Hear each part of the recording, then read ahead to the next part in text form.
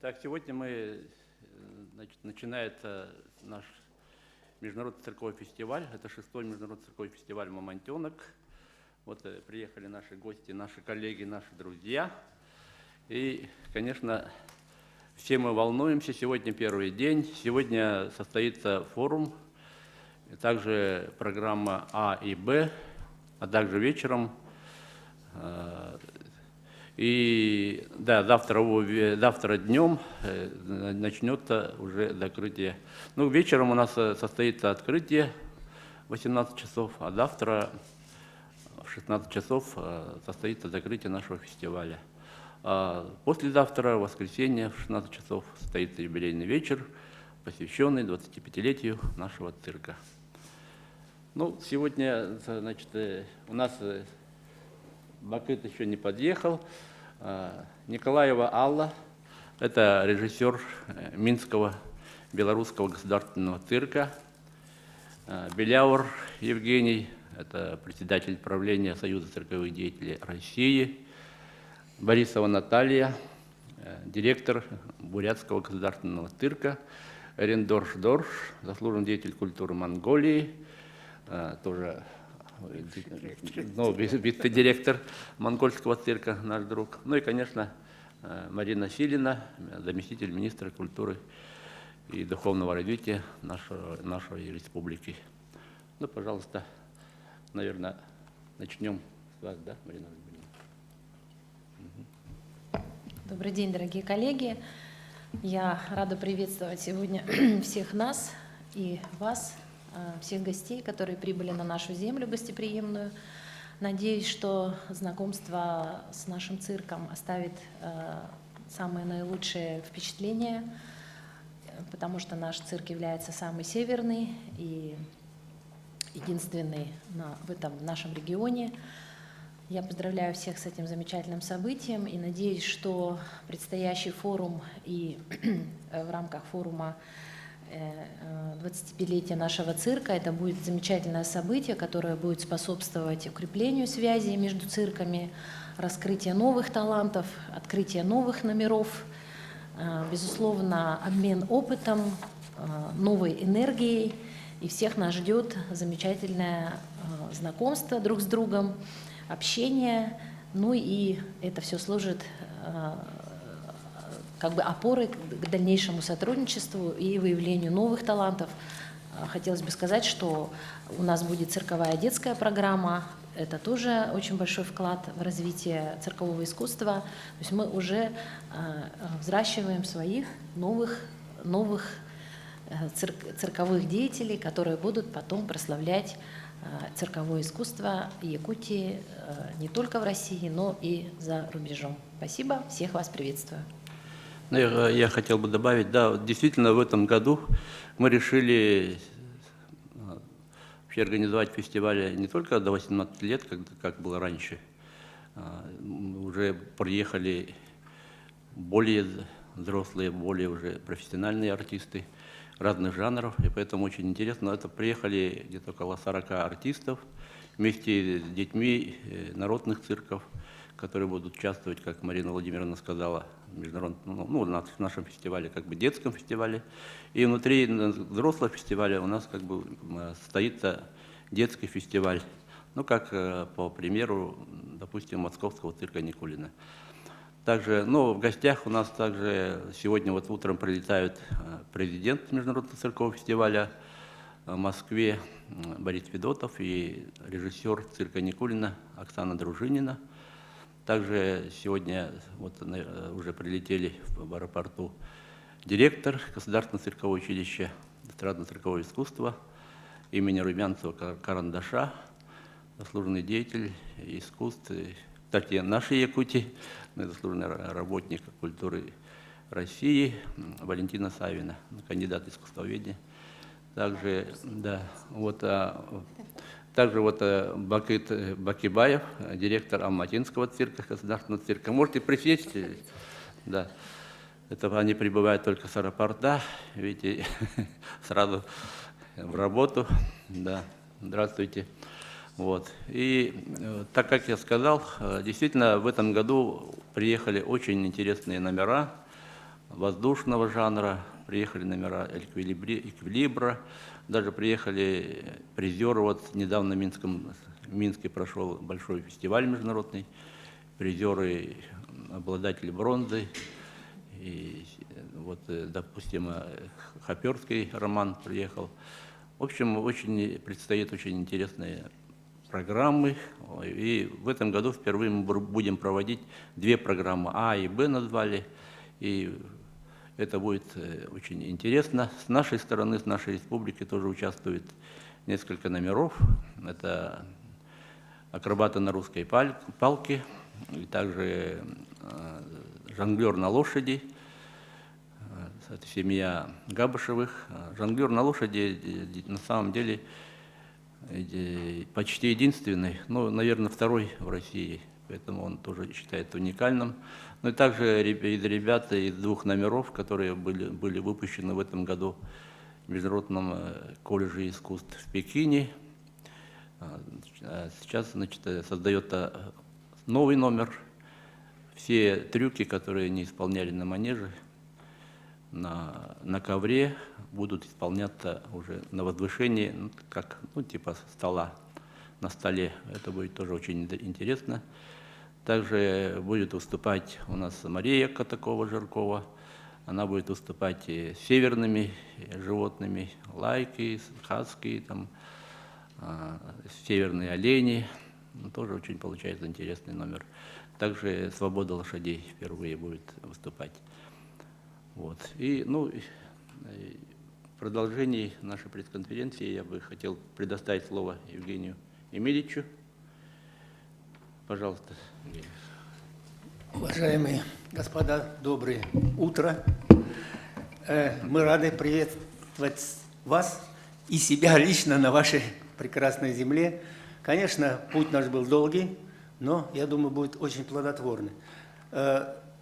Сергей, конечно, вам сегодня рассказал о возможностях данного фестиваля, но я бы хотел еще отметить то, что 25 лет Якутскому бриллиантовому цирку совпало еще со столетием циркового искусства России, которого мы праздновали 26 сентября в Москве. Проходил этот праздник в цирке Никулина. И вот эти все даты, собранные в этом году, много проходило фестивалей. И, конечно, каждый фестиваль вносит свою лепту в цирковое искусство, мирового циркового искусства, потому что люди на этих фестивалях встречаются, приезжают импресарио, продюсеры, приезжает много разных артистов, разных направлений, разных жанров, это всем понятно. И это большой обогащающий опыт каждой страны, которая принимает. И даже между собой люди видят достижения циркового искусства в любой стране, возможности их.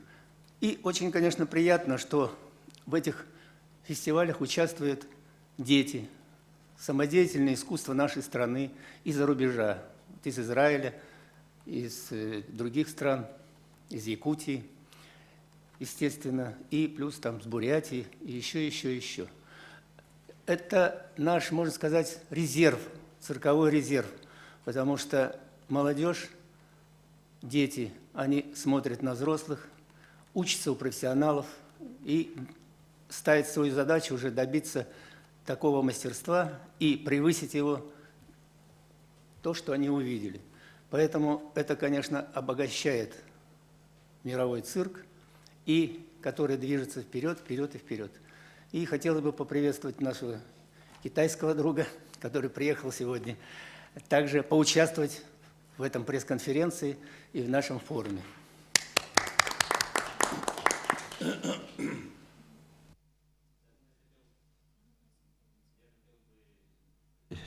Я хотел бы добавить, что да, действительно у нас приехали участвовать артисты и также из Колумбии, вот, как сказали, Монголии, Вьетнама, Казахстана, Израиля, и Краснодара, и с Пермской области народные цирки, и также вот профессиональные артисты из московских цирков, мы сказали, Никулина, артисты из Татарстана, Да. Ну вот и там еще несколько стран, может быть, я не упомянул.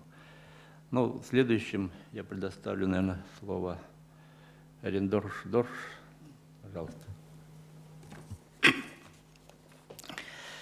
Уважаемые друзья, уважаемые гости, уважаемый Сергей, мы очень рады принимать участие в международном фестивале «Мамонтенок» уже второй раз.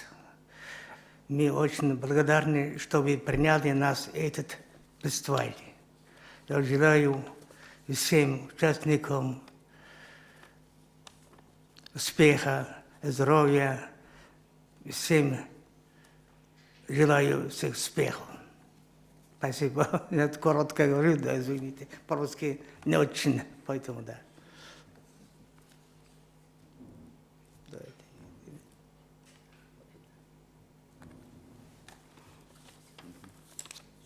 Все, да.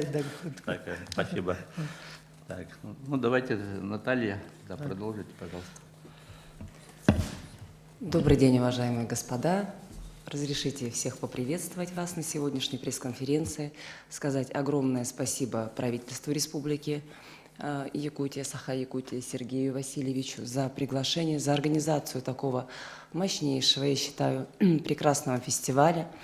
Бурятский государственный цирк постоянно принимает участие в этих мероприятиях.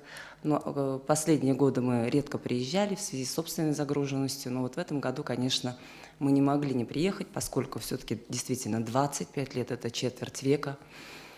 Сегодня празднует Сергей Васильевич, сегодня празднует вся республика Саха-Якутия, поэтому, конечно, мы в обязательном порядке поддержали это мероприятие. Самое главное, что помимо того, что проходит вот это красочное мероприятие цирковое, что и правительство Якутии, и государственный цирк Якутии поднимают вопросы, что будет проводиться международный форум.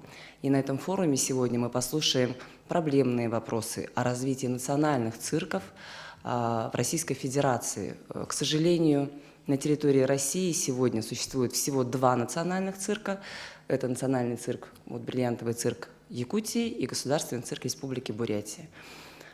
Ни для кого не секрет, что Республика Бурятия вошла в прошлом году в состав Дальневосточного федерального округа. Для нас тоже это очень значимое событие и политически важное событие. Поэтому, так как мы знаем, что Дальневосточный регион занимает 41% Российской Федерации, вообще всех территорий России, и на территории этого региона всего 2 профессиональных коллектива, то, конечно, возникает очень много вопросов. И большое спасибо, Марина Васильевна, большое спасибо, Сергей Васильевич, что вот эти вопросы поднимаете. Сегодня мы будем в 12 часов на форуме их поднимать.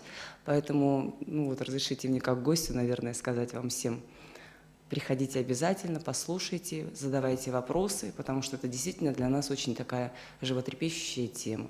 Нам бы хотелось, конечно, развиваться на уровне всех российских коллективов, то есть на уровне и российской государственной компании. Привлечь к себе внимание. Всем участникам хочу пожелать счастливого начала, чтобы не было волнений, чтобы не было, самое главное, травм, чтобы все прошло на высочайшем уровне, потому что уровень организации уже виден. Нам хорошей, честной работы, уважаемые жюри, ну и процветания якутскому цирку. Спасибо большое. Спасибо. Да, действительно, вот мы 2 цирка существуем в России, и хотелось бы больше внимания, чтобы из Москвы к нам уделялось, потому что мы, например, в Российской государственной цирковой компании «Росгосцирк» существует, ну, работает 40 примерно цирков, которые являются, ну, как бы в компании, они входят в компанию, но наш цирк и вот бурятский цирк, они не входят из-за того, что мы как бы в региональном подчинении, и поэтому как-то у нас не очень жалуют вниманием. Поэтому и с помощью прессы, и с помощью вот нашего фестиваля нам хотелось бы, чтобы Министерство культуры России и вообще Росгосцирк, и все, значит, обратили внимание и уделяли внимание. Ну вот действительно у нас, например, вот у Бурятии тоже своего здания нет цирка, хотя у них очень развивается это цирковое искусство, у них даже цирковое училище есть, да? Давно уже не с Монголией очень хорошо сотрудничают. монгольским цирком. Ну и у нас, конечно, есть цирк, но опять же, вот все равно надо будет об этом напомнить и говорить, потому что 15 лет мы не можем никак достроить наш цирк. Если мы достроим, у нас и может и появиться в будущем маленькая своя школа при Арктическом даже государственном институте. Вот сейчас в нашем идет разговор и планы, чтобы создать СПО, среднее специальное образование, чтобы там, значит, организовать и получать. Ну и, конечно, самое главное, тоже одно из главных наших желаний, пожеланий, чтобы в городе, если появится вторая очередь, если достроить наш цирк, будут приезжать очень большие зрелищные программы 4-5 раз в год, которые, конечно, будут и нам дополнительным источником дохода. Ну и самое главное, будут показывать для зрителей, для детей, для населения, для вообще гостей города и республики очень хорошие, большие, полномасштабные программы.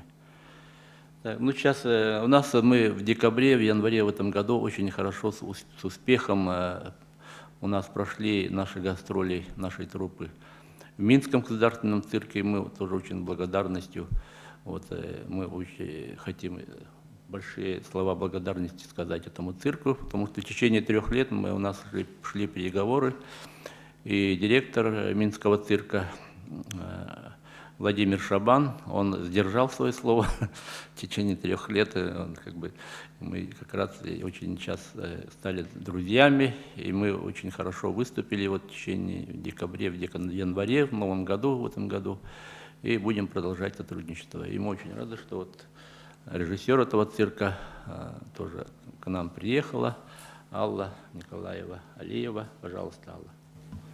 Добрый день, здравствуйте. Я присоединяюсь к Наталье.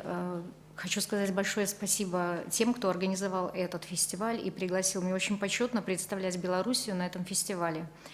Первое знакомство с бриллиантовым цирком, конечно, для меня было это по фотографиям. Слово «бриллиантовый цирк» как-то шокировало вначале, но когда мы ближе познакомились с этим замечательным цирком на программе у нас и работали вместе, я поняла, что значит слово «бриллиантовый цирк». Это люди, которые работают в этом цирке, это артисты, которые выступают и представляют Якутию на гастролях. Это настолько интересная работа была, которая оставила большое впечатление для зрителей. До сих пор, вы даже не поверите, до сих пор все вспоминают именно эту программу. У нас в Беларуси зрители спрашивают, а приедет ли еще якутский цирк к нам в Белоруссию. Организация такого фестиваля, любого международного фестиваля, это очень сложная задача и в то же время значимая, важная. Хотелось бы, чтобы этот фестиваль прошел очень гладко и легко, не только для жюри, но и для участников. Открытие новых имен на разных фестивалях – это очень важно. Вот я просматриваю еще разок программу и хочу сказать, что кроме одного артиста, все остальные артисты не были в Беларуси на нашем фестивале. Это хорошо, потому что когда артисты ездят с фестиваля на фестиваль, это очень немножко грустно и скучно, потому что хочется видеть новые жанры, новые номера, новые какие-то интересные открытия. И поэтому творческая часть потрудилась хорошо, потому что, чтобы сделать программу, которая будет интересна не только жюри, но и зрителям, это сложно. Но остальная часть, наиболее важная, это помощь в организации, финансовая помощь, помощь в различных сферах деятельности, это транспорт, это волонтеры, коммуникация, это печатная продукция, призы. На это все нужно очень много времени, очень много сил. И я смотрю, что потрудились очень хорошо, и хотелось бы, чтобы дальше помощь оказывалась этому цирку во всех отношениях, потому что на самом деле очень важно для города, для этого. Это событие действительно важно. Я прогулялась вчера по городу, меня спросили, как вам цирк. Я не успела посмотреть внутри этот цирк, но я вижу, что для города действительно это важно, потому что это север, здесь так мало теплых солнечных дней, а цирк – это всегда тепло, это всегда радость, это поднимает настроение и делает людей более позитивными и радостными. А если человек счастлив, то значит и работа делается легче, и дети растут лучше, и здоровее, потому что любая часть смеха, она приносит здоровье. Поэтому я желаю счастья, добра этому городу, и хочу, чтобы фестиваль прошел на самом высоком уровне, и чтобы отголоски этого фестиваля были не только по России, а по всему миру. Спасибо. Ну вот у нас 3 года назад, вот «Тепло вечной мерзлоты», наша труппа также работала где-то почти полгода по Средней Азии, в том числе в Алмате, в Астане, Нур-Султане. И у нас тоже очень сложились очень дружеские, очень хорошие отношения с этими цирками, в том числе там и Ташкентский, и Бишкекский, и другие цирки Средней Азии. И особенно с Алматой, и особенно с Нур-Султаном. Каждый год они приглашают меня членом жюри на международный цирковой фестиваль «Эхо Азии». В этом году у меня не получилось, потому что вот я в АМГе работал, главный режиссер на наших играх. Но в будущем году вот они тоже хотят, и в виде поздравления отправили. Там просто они должны были тоже прилететь. Вот, буквально за 2 дня у них там тоже какие-то серьезные, ну нет, какие-то другие мероприятия обозначились, из-за которого они не смогли приехать. Но к нам приехал Бакыт Бакибаев, директор государственного цирка Алматы. И, пожалуйста, вам слово. Доброе утро, дорогие друзья. Честно сказать, я впервые в Якутии, но не ожидал, что такие будет долгий перелет. Я вот почему опоздал. Только вот утром сошел с самолета и к вам прямо с корабля на бал. Вообще цирк, оно международное искусство. Такие фестивали всегда определяют новые имена, новые жанры. Если есть жанры, то могут еще трюки добавить. И поэтому вот сегодня собрались бомонды циркового искусства. Они все люди с опытом, все они знают. Вот я всех коллег своих хочу поддержать и добавить свое о том, что действительно хочу сказать огромное спасибо, Сергей Васильевич, и за ваше правительство, которое поддерживает, конечно, эти фестивали. Как сказали мои коллеги, это финансовое положение, в любом положении, это без поддержки правительства это не произойдет никак. И в этом году Российскому государственному цирку 100 лет, вашему цирку 25 лет. Бог даст, на следующий год у нас Казахстанскому государственному цирку будет 50 лет. У нас тоже намечается большой юбилейный фестиваль. И Сергей Васильевич, не только у нас «Эхо Азии», вообще во всех уголках земли, можно сказать, постоянно принимает участие в качестве жюри. Это уже говорит о многом. Поэтому вот все коллеги приехали поддержать проведение фестиваля. Здесь, я думаю, через 3 дня будет определенно уже действительно новые имена. Вот, узнаем. Это, конечно, тем более «Мамонтенок» для детей. Это очень важное, потому что цирковым артистам не каждому дано быть, стать им, потому что это бесконечный труд, это несмотря ни на что. Вот за 5-минутным выступлением у них года лежат, которые трудились, репетировали, придумывали, и которые готовят. Вот Сергей Васильевич, как сказал, в будущем для себя готовить своих артистов в учебных заведениях. На сегодняшний день у нас в Казахстане есть колледж, который, можно сказать, на Средней Азии готовим специалистов. У нас цирковых артистов готовим. И по Средней Азии единственный, у нас только в Алмате, при Академии есть режиссерская группа цирковых режиссеров готовим, где учатся действительно всего очень мало людей, всего 7 человек, потому что не каждый решается. Когда я как бывший директор оперного театра, я хочу сказать, театры, управлять театры постановки ставить намного легче, потому что там есть драматургия, там есть готовые спектакли. А цирковой спектакль ставить не так просто, потому что каждый надо, соответственно, к номеру собрать, это все подвести, привести к этому. Поэтому намного сложно, честно сказать, цирковой спектакль собирать.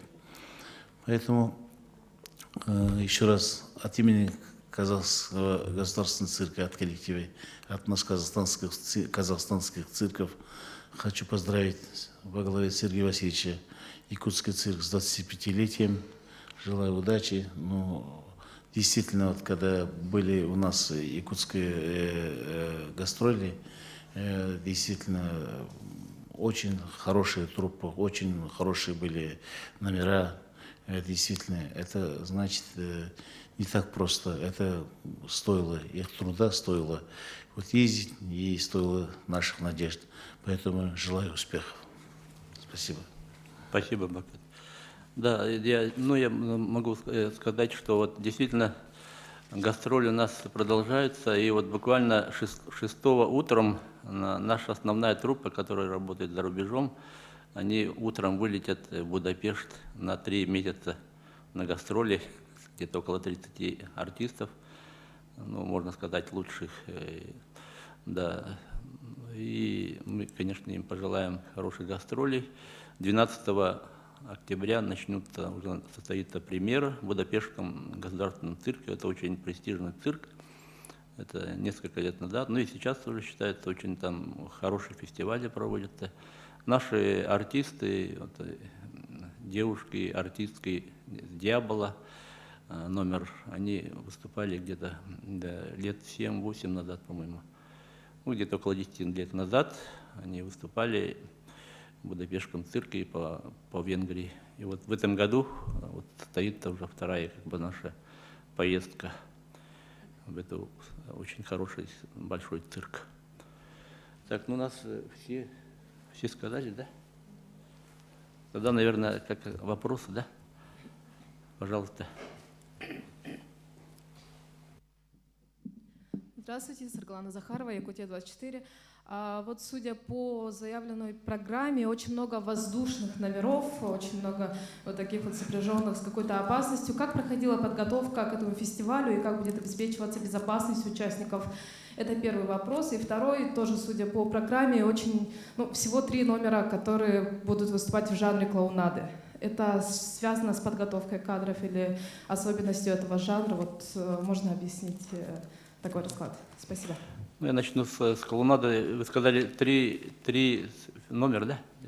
Ну там в основном у нас будут в клоунаде участвовать Сергей Игнатов, он очень тоже известный клоун, но у него много реприз.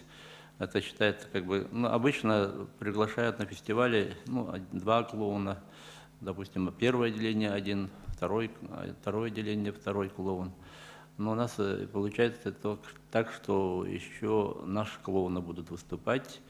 Это Наговицын Альберт. И также мы даем возможность выступить там с 2 репризами цирковой студии из Чурапчинского института спорта, культуры. Поэтому тоже в таком духе. И также по воздушным номерам, действительно у нас так получилось, в общем-то воздушных номеров много, но в то же время они отличаются друг от друга. Ну, допустим, вьетнамцы, они будут летать по воздуху с таким балансом,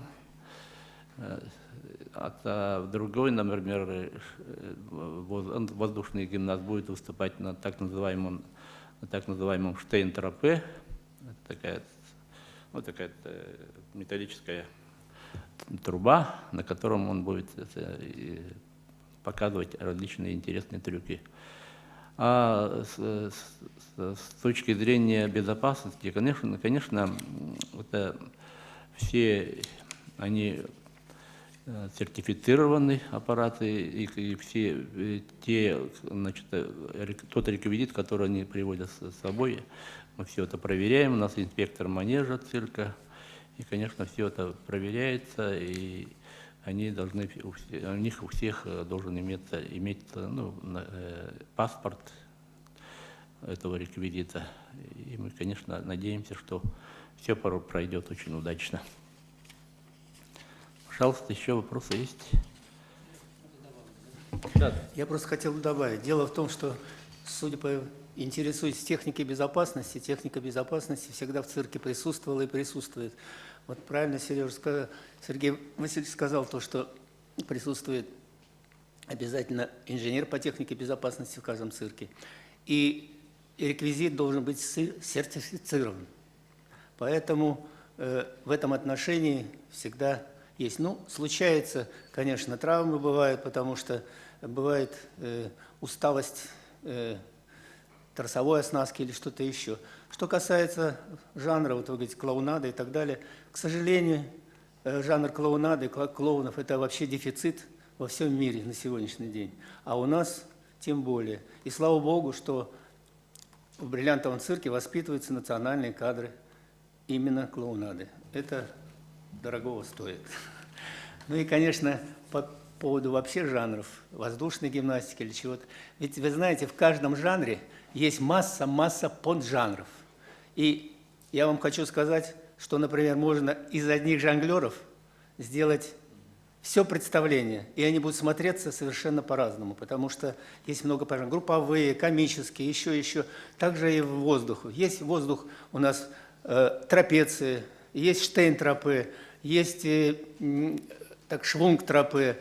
Вы понимаете, все разное. Есть вертушки, как у нас называются. Это когда там ракета или просто мотор работает, и по кругу артисты. Там своя специфика. Поэтому воздух, если даже его здесь много, это не значит, что это будет однообразие. Это будет, может быть, гораздо многообразие. И вы увидите просто различные поджанры этого жанра. Спасибо. Вот, к нам сейчас подошел Слава Нусинский, это президент Международного циркового фестиваля в Израиле. Вот, просим приветствовать. Так, еще вопросы, пожалуйста. Есть еще вопросы. Вот действительно у нас клоуны, некоторые клоуны, но основные наши клоуны тоже улетают утром 6-го. Из-за того, что в Будапеште там до 5 дней должны оформить рабочую визу, поэтому получилось так, что они 6-го на юбилейном вечере нашем их не будет. Пожалуйста, еще вопросы?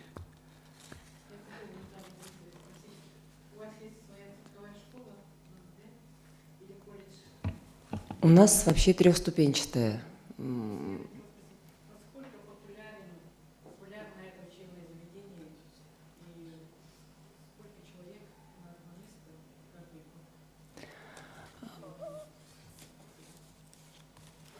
В Республике Бурятия есть цирковая школа, которая финансируется из бюджета Республики Бурятия. Есть цирковое отделение в колледже искусств имени Петра Ильича Чайковского. И вот, естественно, 3-я ступень – это Государственный цирк Республики Бурятия. По причине того, как Сергей Васильевич уже сказал, что у нас нет своего стационара, то есть нет вообще помещения Государственного цирка Республики Бурятия, отсутствует. Наша школа цирковая базируется в лицее-интернате, при лицее-интернате, из-за чего, я бы сказала, туда ограничен прием детей. На самом деле популярность циркового искусства в Бурятии растет. У нас очень хорошая, сильная школа как раз-таки гутоперчивых девочек. Вот благодаря тому, что к нам приезжала тренер из Монголии СЛНГ Бакша, она поставила очень хорошую школу, воспитала хороших учениц. 4 наших артистки работают сегодня в цирке Дю Солей, как раз-таки вот с этим жанром. Интерес большой к цирковому искусству, но нет возможности обучать всех желающих детей. То есть все хотят на сегодняшний день в любом случае совмещать и получать цирковое образование, но каким-то образом постараться еще успеть освоить более такие популярные профессии, экономисты, юристы, журналисты, ну вот, собственно говоря, как-то немножко вот на сегодняшний день, я не думаю, что только в Республике Бурятия такое положение, но вообще есть такая проблема, что и сюда хочется, и туда хочется. Но не может на сегодняшний день цирковая школа обучать всех желающих. Контингент у нас ежегодно 70 человек, вот, обучающихся.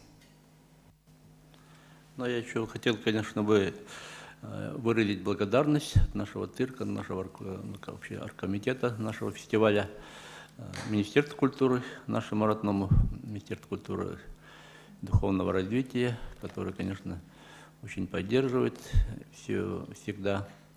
И фестиваль, конечно, сейчас проходит при большой помощи правительства и Министерства культуры. Так, кто еще будут вопросы? Ага, пожалуйста.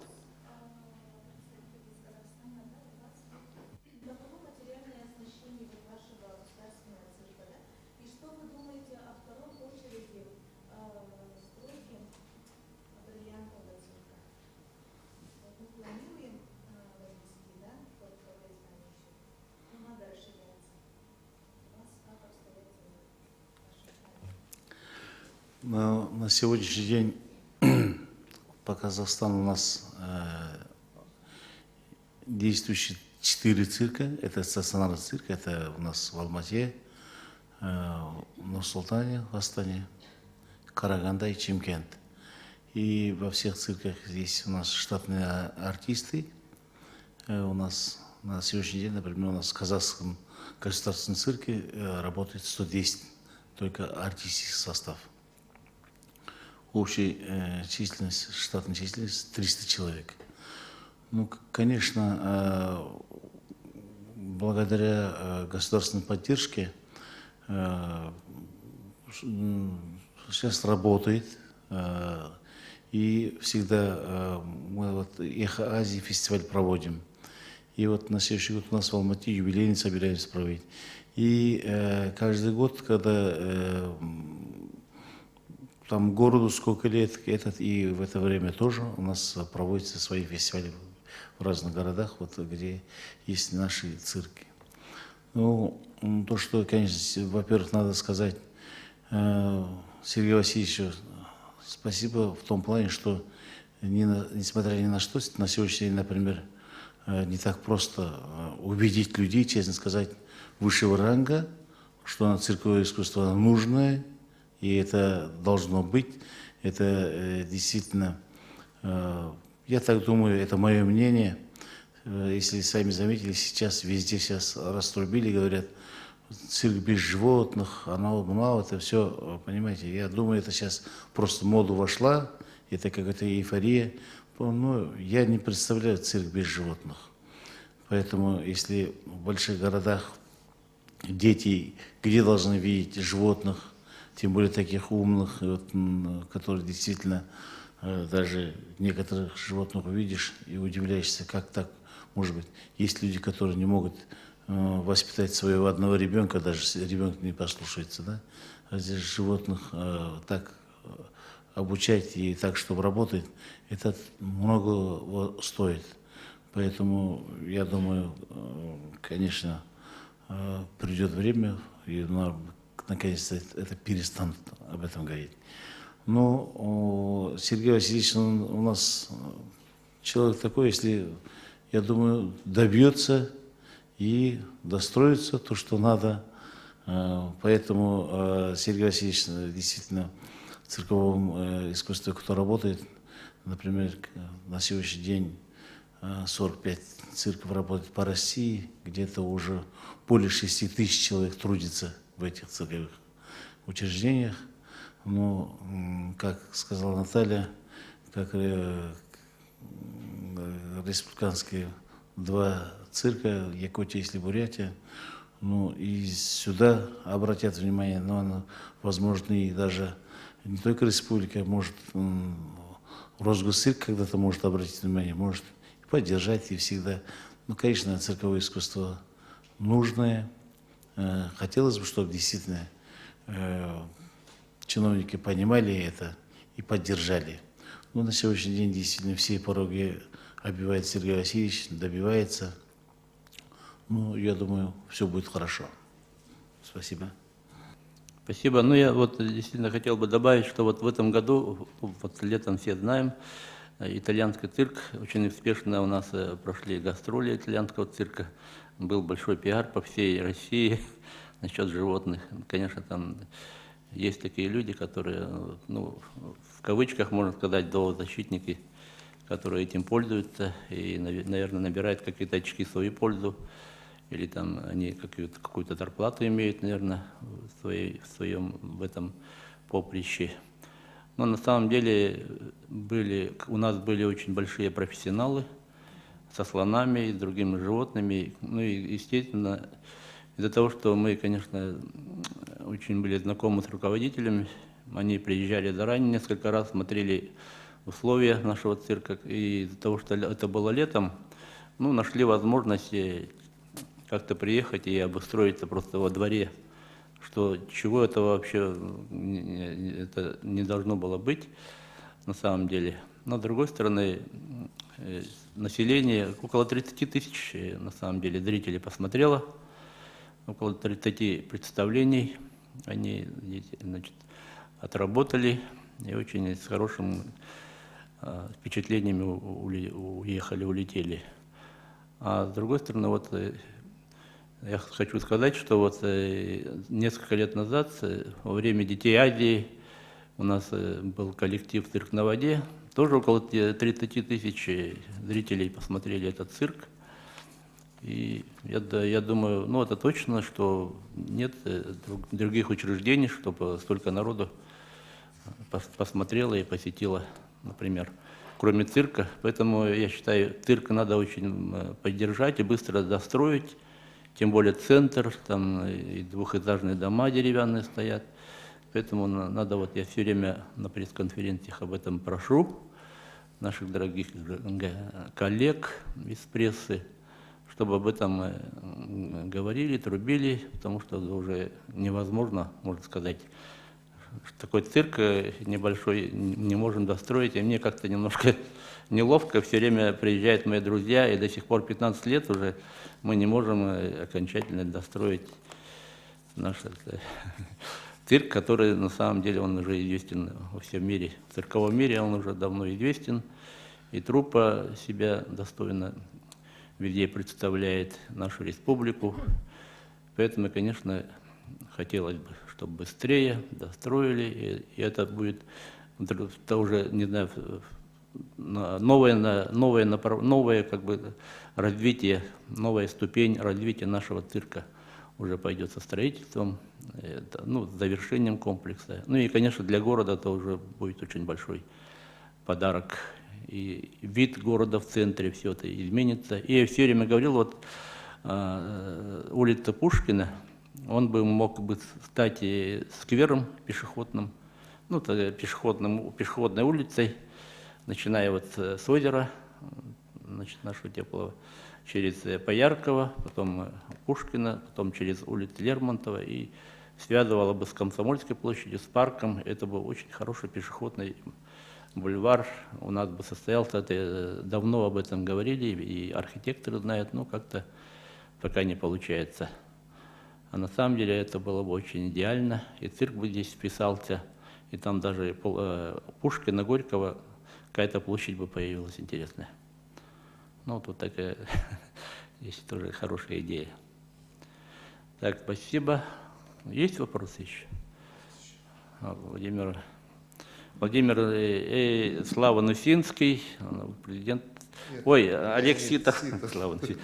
Олег Ситов, да, заместитель председателя правления Союза цирковых деятелей. Он тоже наш почетный гость. Здравствуйте, уважаемые члены жюри. У меня такой вопрос. Как сейчас вот мы услышали по развитию национальных цирков, что каждый цирк является каким-то таким обособленным предприятием. То есть у каждого цирка есть труппа артистов, ну, у тех, кто существует, цирк в Бурятии, вот, в Казахстане, здесь. Существует труппа артистов, существует своя цирковая школа. То есть такая система, можно сказать, она вроде бы существует, но она децентрализованная. Вот Росгосцирк построен по другому принципу. То есть это такое объединение цирков, существует штат артистов, который гастролирует в рамках конвейера. И вопрос мой заключается в том, нет ли у вас такого желания или планов какой-то интеграции совместной, потому что, ну, разумно, наверное, было бы иметь какую-то одну мощную школу, которая бы представляла различные традиции. Ну, выживать поодиночке, наверное, сложнее все-таки, чем как-то, если объединившись. Есть ли какие-то такие мысли, планы или что-то подобное? Спасибо. Так, ну, здесь, ну, сейчас мы, наверное, вместе ответим. А? Я говорю, кому вопрос? К членам жюри. Ну да. Ну, я сейчас немножко начну. Вообще об этом я тоже думал, и мы с коллегами разговаривали с Хабаровским, с Хабаровским цирком, Владивостокским цирком, Бурятским цирком. Вообще, Дальневосточное кольцо для гастролей, вот, например, я даже Росгосцирке предлагал, там где-то примерно 5-6 городов. Ну, Иркутск, там, значит, Чита, там есть и такой полустационар, да, и Хабаровск, Владивосток. Ну, конечно, Улан-Удэ еще нет цирка, но пока хотя бы во Дворце спорта, но в будущем мы тоже очень хотим, чтобы там цирк появился. Вот и Якутск. Вот 5-6 цирков, полгода можно было такое дальневосточное кольцо организовать. Ну и с другой стороны, какую-то ассоциацию имеете в виду, что ли, какую-то объединенную организацию, конечно, наверное, можно было бы создать. И конечно, большой такой объединенной силой везде говорить свое слово, конечно, было бы действительно полезнее и как бы весомее. Как считаете, Евгений? Как считаете? Дальневосточная ассоциация циркового искусства. Здесь пытались давно создать. Знаете, очень вопрос очень сложный. Знаете почему? Наверное, Леонид задал этот вопрос неспроста, потому что, будучи в Министерстве культуры и задав вопрос о том, что существует, вот даже Наталья Борисовна была вместе, и когда задали вопрос о том, что существует вот такой бурятский национальный цирк и якутский национальный цирк, и они сказали, как, а у нас их в реестре нет, у нас есть только Росгосцирк, а это же такого местечкового характера, регионального цирки, понимаете?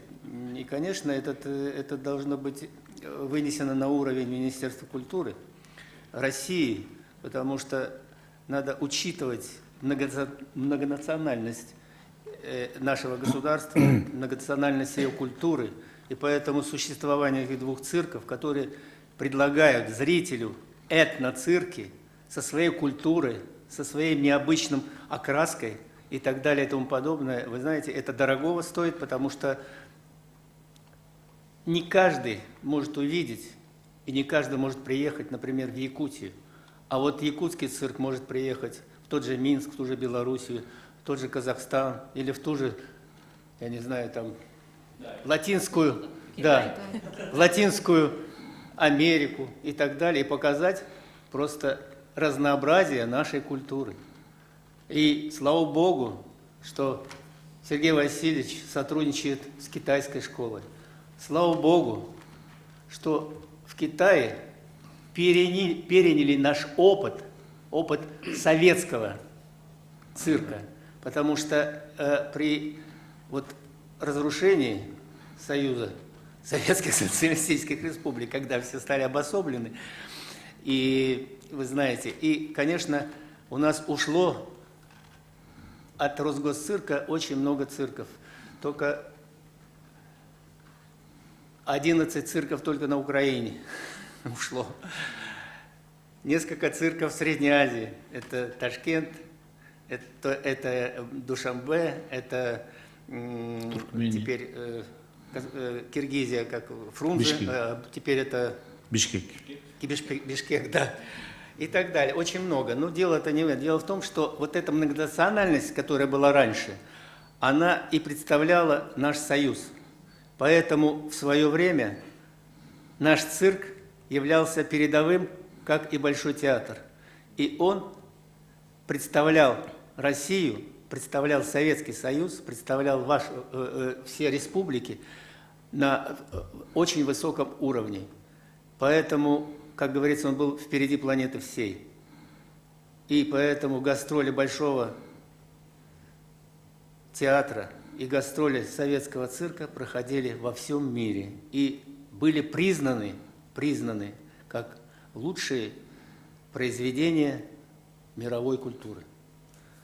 Вот. Поэтому сегодня, конечно, мы должны бы соблюдать эту традицию и хотя бы на уровне своей, так сказать, страны России с ее многонациональной культурой, конечно, отображать это все. Но, к сожалению, немножко сегодня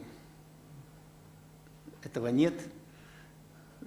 Можно только огорчаться. Ну и, конечно, надо сделать нам все, чтобы это все случилось.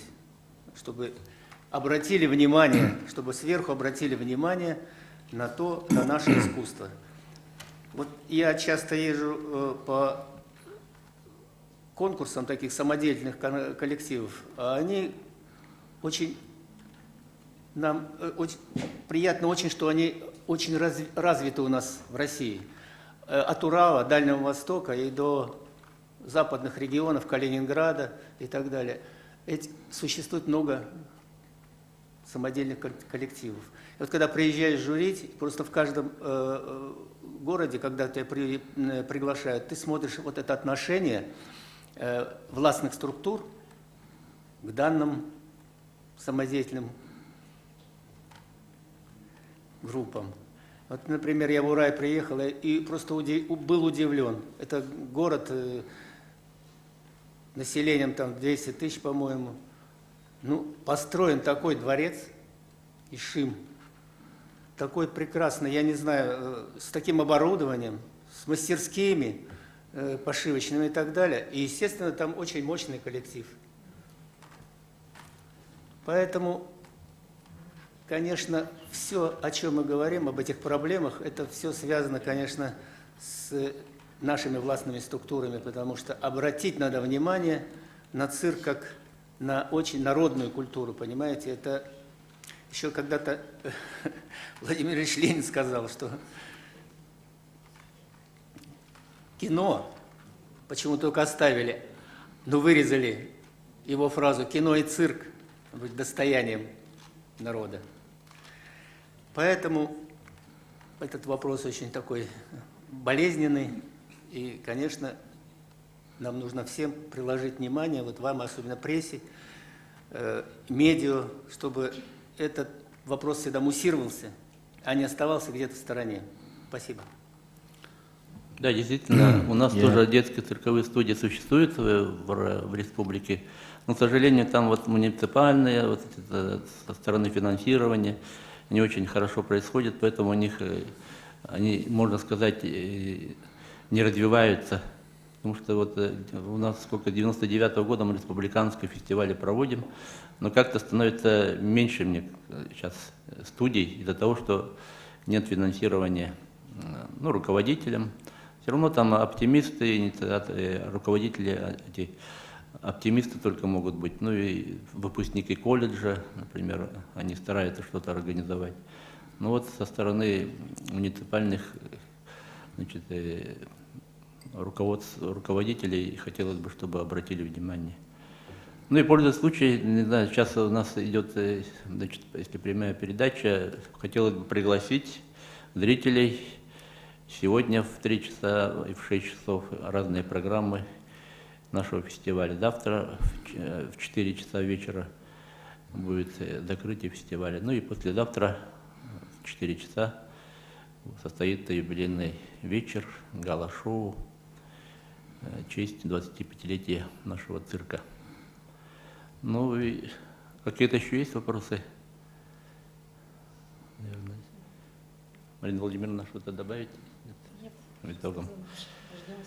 Угу.